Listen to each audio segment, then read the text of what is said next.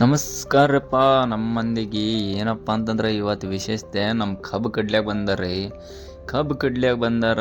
ಒಂದು 10 ಗಂಟರದಾಗಿ ಜಲ್ದಿ ಸುಮಾರು 6:30 ಗಂಟೆಗೆ ಬಂದಿದ್ರು. ಯಾಕಂತಂದರೆ ತುಂಬ ಚಳಿ ಇತ್ತು, ಅದು ಕಾರಣಕ್ಕೆ ಅವರು ಬಂದಿದ್ರು ನೋಡ್ರಿ. ಒಂದು ಅರ್ಧ ಗಂಟೆದಾಗೆ ಹೊಡೆದು ಬಿಟ್ರು ನೋಡ್ರಿ. ಒಂದು ಅರ್ಧ ಎಕರೆ ಅಷ್ಟು ಕಬ್ಬಿನ ಬುಡನೇ ಖಲಾಸ್ ಮಾಡ್ಲಿಕ್ಕೆ ಕೂತಿದ್ರು. ಅಷ್ಟರದಾಗೆ ನಾಷ್ಟ ಮಾಡಿದ್ರು ಅವರು. ಅದಾದ ನಂತರ ನೋಡ್ರಿ ಮತ್ತೆ ಹೊಡ್ಯಾಕತ್ತಾರೆ ಒಂದು ಸೌನು ಮಿಷಿನ್ ನಡ್ದಂಗೆ ರೀ. ನಾವು ಮಿಷಿನ್ ಚಾಲೂ ಮಾಡಿಬಿಟ್ಟೆ ನೋಡ್ರಿ, ದಾರಿ ಮಾಡ್ಲಕ್ಕೆ. ಕಬ್ಬಿನ ಗಾಡಿ ಲೋಡ್ ಆಗಿತ್ತಲ್ಲ, ಅದಕ್ಕೆ ದಾರಿ ಮಾಡ್ಲಕ್ಕೆ ಅಲ್ಲಿಂದ ಬಂದುಬಿಟ್ಟೇವೆ ನೋಡ್ರಿ ನಾವು ಮಿಲ್ಲಿಗೆ. ಯಾಕಂತಂದ್ರೆ ಒಂದು ಸ್ವಲ್ಪ ಹತ್ತಿ ಇತ್ತು, ಹತ್ತಿ ಹಾಕ್ಲಕ್ಕೆ ಬಂದುಬಿಟ್ಟೇವ್ರಿ. ಅಲ್ಲಿ ಹತ್ತಿ ಹಾಕಿಸಿ ನಾವೇನು ಮಾಡಿದೇವ್ರಿ, ನಮ್ಮ ದೋಸ್ತ ಸ್ವಲ್ಪ ಗಾಡಿ ಕೊಡು ಅಂತ ಕೇಸಿ ಅಂದ್ಬಿಟ್ಟೇವ್ರಿ.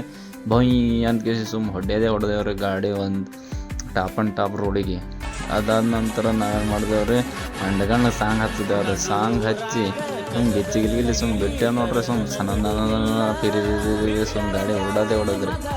ಅದಾದ ನಂತರ ಭಾಳಷ್ಟು ಎಂಜಾಯ್ ಮಾಡ್ಕೊಂಡು ನಕ್ಕದು ಫಸ್ಟ್ ಟೈಮ್ ನಡೆಸಿದ್ದೆ ರೀ ಗಾಡಿ. ಆದ ಕಾರಣಕ್ಕೆ ಸ್ವಲ್ಪ ಎಂಜಾಯ್ ಮಾಡ್ಕೋತ ನಡೆಸಿದೆ ರೀ ಸಾವಕಾಶ.